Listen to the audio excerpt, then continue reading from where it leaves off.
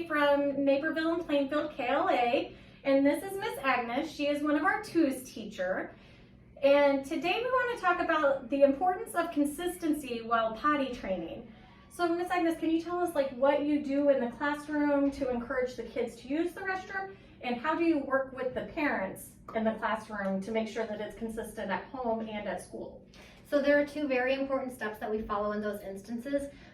The first thing that we do is we're very consistent with our diapering procedures, which transitions into going to the toilet. So at first they're on the changing table getting their diaper done, and then we start changing them standing up on the floor, and then we ask them to try on the potty. And after that we move into asking them more throughout the day. But then the second part of that question is really making sure that they're ready, because every child is different.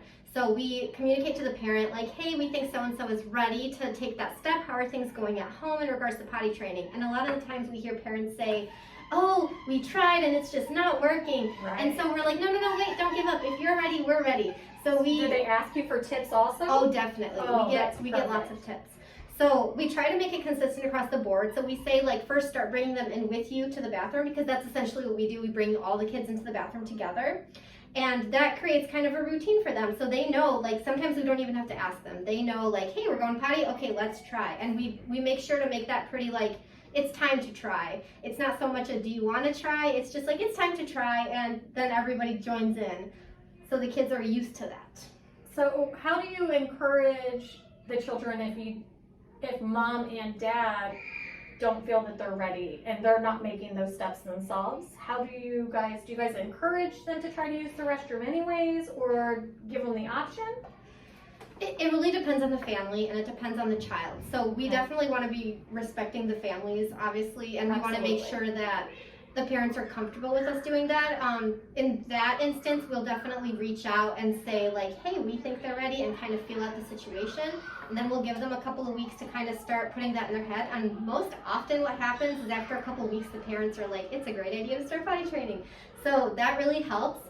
But in case they're not really going anywhere with the potty training, again, we just gently encourage them, gently ask them with that routine, we have to do diapers, so we have to change them. So when we're getting changed, we're okay, time to try in the toilet. And if they're obviously if the child is resistant, we don't ever put any pressure on them. Because we want to respect the children and their choices, just like we want to be respected. We want it to be something that they're excited about. So once they go that first time, we make it a big deal. We have a sticker chart. We have their name so they can practice name recognition. We have stickers. Everyone goes I did it, sticker now. And they'll literally wait lined up for a sticker, because they know that it's just a regular part of the day. It's a reward. Definitely. And it's a routine, so it's great that it's consistent. So once they're fully potty trained, how do you transition that nap time from a pull-up into just wearing the underwear?